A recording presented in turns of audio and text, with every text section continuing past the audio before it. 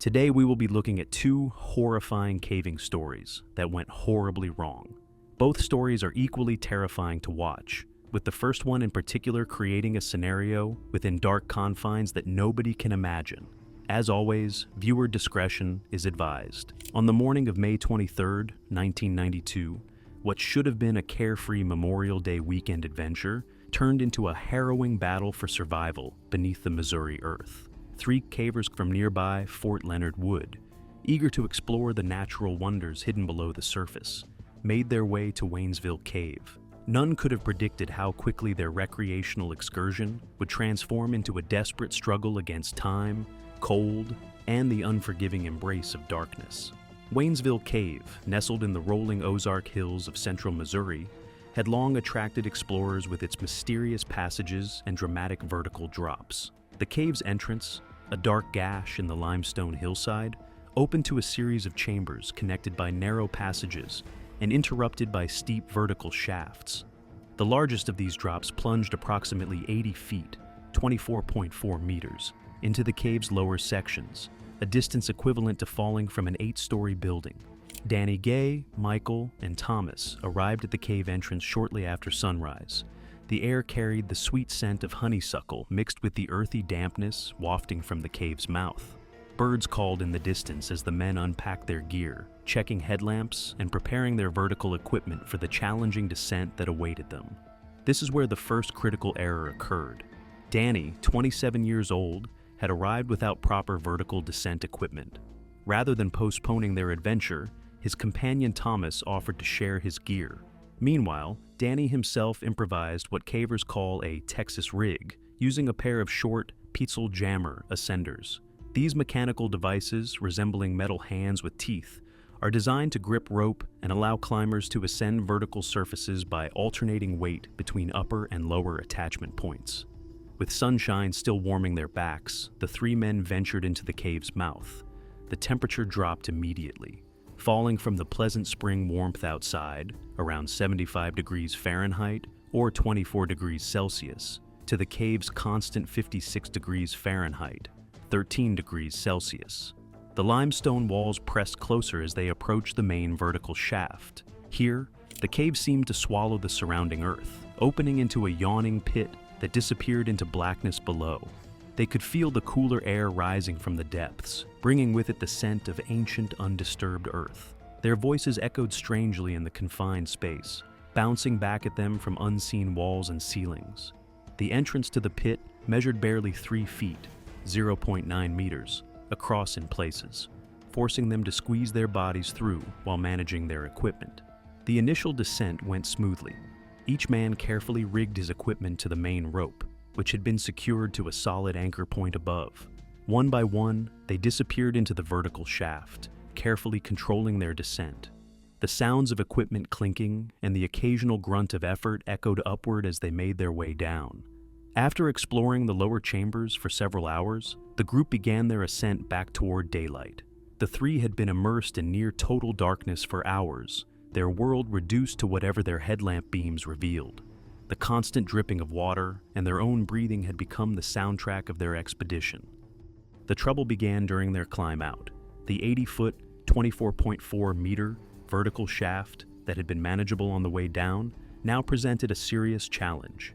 Their equipment, previously dry and functioning properly, had become caked with the cave's sticky, slippery mud. Every surface, ropes, hand grips, carabiners, and ascenders, was now coated in this treacherous film. Thomas and Michael climbed out of the entrance drop without incident, but Danny, using his improvised Texas rig, began experiencing difficulty. The system required him to alternately stand and sit while moving specialized handles up the rope.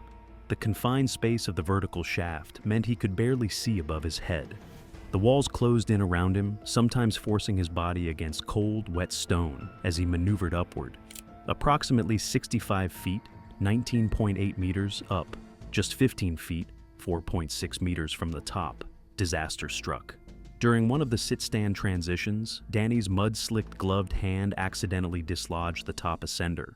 In an instant, his weight transferred entirely to the single remaining foot attachment. His body flipped upside down, leaving him dangling precariously by one foot. spinning slowly in the dark void. The sudden inversion caused his helmet to slip, and his headlamp beams swung wildly across the shaft walls. Blood rushed to his head as he hung upside down. The cave's 56 degrees Fahrenheit, 13 degrees Celsius, temperature now feeling dramatically colder as panic set in. The shaft, approximately 5 feet, 1.5 meters, in diameter at this point, offered no ledges or protrusions to grasp. Danny was suspended in open space, the muddy rope his only connection to safety. His companions, having already reached the top, peered down into the darkness at their friend's predicament. They quickly realized the severity of the situation. Danny's attempts to right himself proved futile. Each time he reached for the rope, his mud-covered glove slipped helplessly on the equally mud-slicked line. The more he struggled, the more his body rotated, intensifying his disorientation. The confined dimensions of the shaft amplified his labored breathing, each desperate gasp echoing back from the close walls. The mud-coated rope refused to offer any grip to his frantically grasping hands.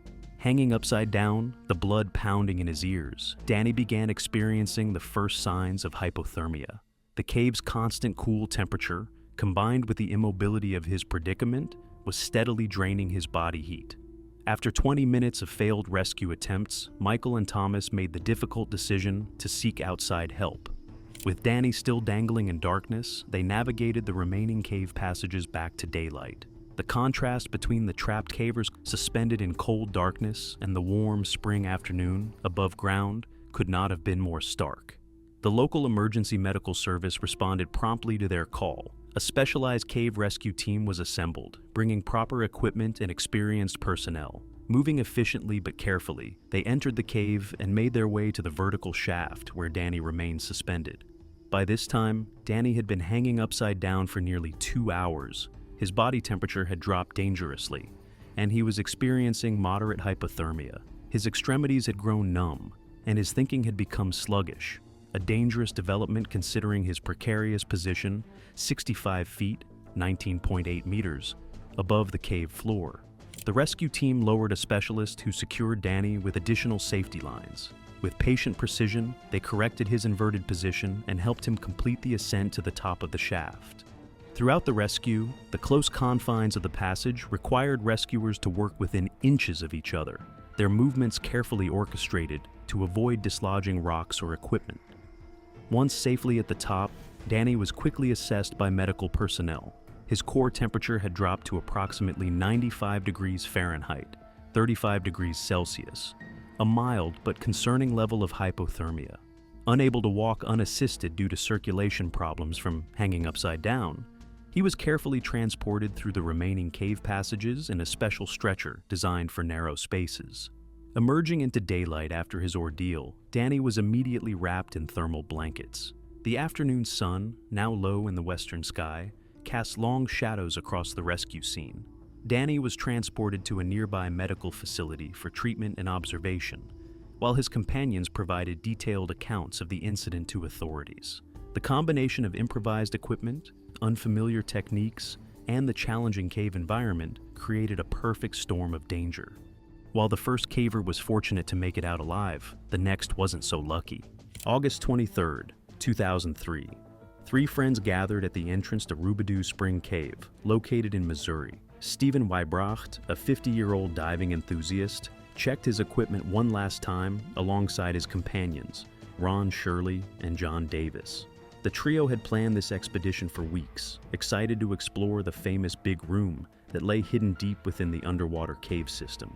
Each man wore specialized diving certificates clipped to their gear bags, proof that they met the strict access requirements for this challenging cave dive.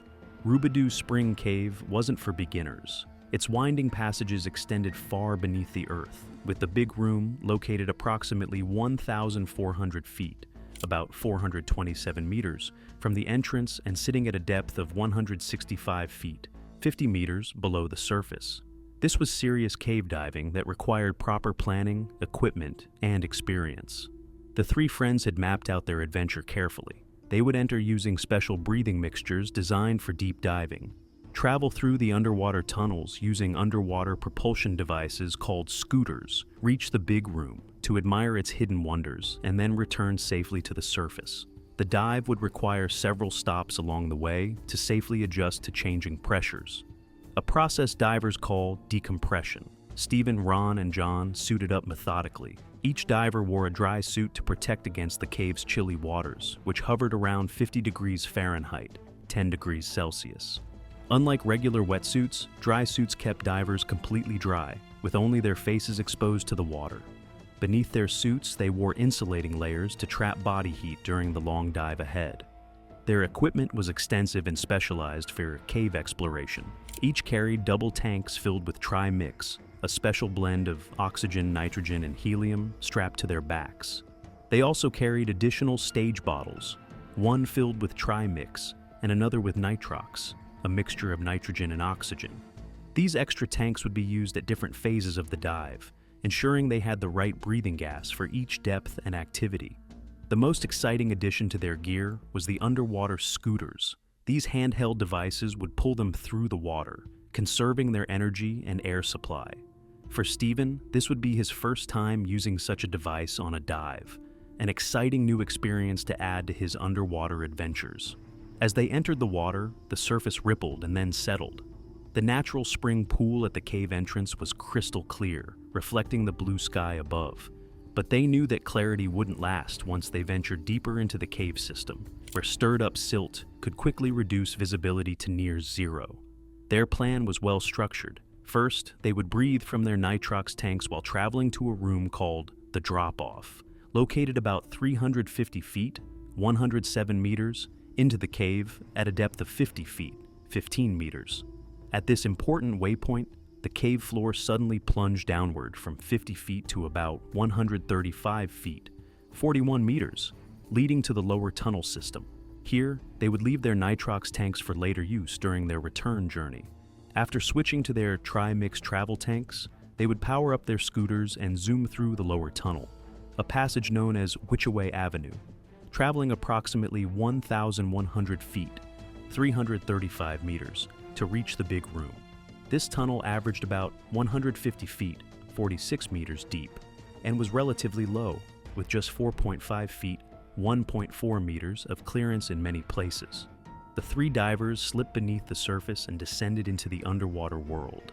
They attached themselves to the permanent guideline, a safety rope that begins in the cavern zone about 75 feet, 23 meters from the entrance.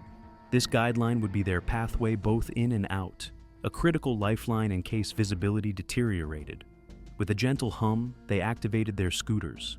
The devices pulled them effortlessly through the upper tunnel. The beams from their powerful underwater lights cut through the darkness, revealing the cave's fascinating features. Limestone formations that had formed over thousands of years lined the walls, creating an alien landscape of mineral deposits shaped by water over countless centuries. After traveling about 350 feet through the upper passage at a depth of 45 feet, 14 meters, they reached the drop-off. Here, as planned, each diver carefully placed a tank at 70 feet, 21 meters depth for their return journey. They would need these tanks later for their carefully calculated decompression stops. The three friends then continued their descent into the lower tunnel of Witchaway Avenue. The passage narrowed somewhat as they traveled deeper, with the ceiling occasionally dipping low enough that they needed to duck their heads. Their lights revealed fascinating rock formations and occasional glimpses of the unique wildlife that had adapted to this lightless world. Unknown to Ron and John, Stephen was experiencing his first problem. His stage bottle was emptying faster than expected, perhaps due to the extra air needed as he learned to handle the unfamiliar scooter, or possibly because of an equipment issue. Without alerting his companions, Stephen switched to his back-mounted tanks earlier than planned, but continued forward with the group toward their destination. The big room finally came into view, its vastness a stark contrast to the narrow tunnel they had navigated. Even their powerful lights couldn't reach all corners of this underwater chamber. The three divers paused to take in the magnificent sight. Few humans had ever laid eyes on this remote underground wonder. After a brief exploration, mindful of their air supplies and the long journey back, they signaled to each other that it was time to turn around. As they began their return journey through Witchaway Avenue, Stephen checked the pressure gauge on his tanks. The needle pointed to a dangerously low reading of just 500 psi, far less air than he should have had at this point in the dive. A properly filled scuba tank typically starts with around 3,000 psi, 207 bar, so Stephen had used nearly 85% of his air supply. Realizing the seriousness of his situation, Stephen signaled to Ron, showing him the gauge. Ron immediately offered his extra regulator, a safety backup attached to a long hose designed specifically for air-sharing emergencies. This quick action exemplified the safety protocols that experienced cave divers follow. Now, breathing from Ron's tank through the extra-long hose, Stephen continued swimming alongside his friend. However, new problems emerged. Stephen struggled to control his buoyancy, the ability to float at a consistent depth underwater. He would rise too high and then sink too low, making forward progress difficult. John, unaware of these developing problems, continued ahead of them. Despite the challenges, Stephen and Ron reached the end of the lower tunnel at a depth of 135 feet, 41 meters, and began their ascent up the drop-off. As they rose above 100 feet, 30 meters, Stephen's buoyancy problems worsened. He floated upward faster than Ron, eventually reaching the limit of the long hose connecting him to Ron's air supply. The regulator was pulled from Stephen's mouth. In the dim light, Stephen swam back down to Ron and took Ron's backup regulator. After taking a few breaths, Stephen gave Ron the OK hand signal that divers use to communicate underwater.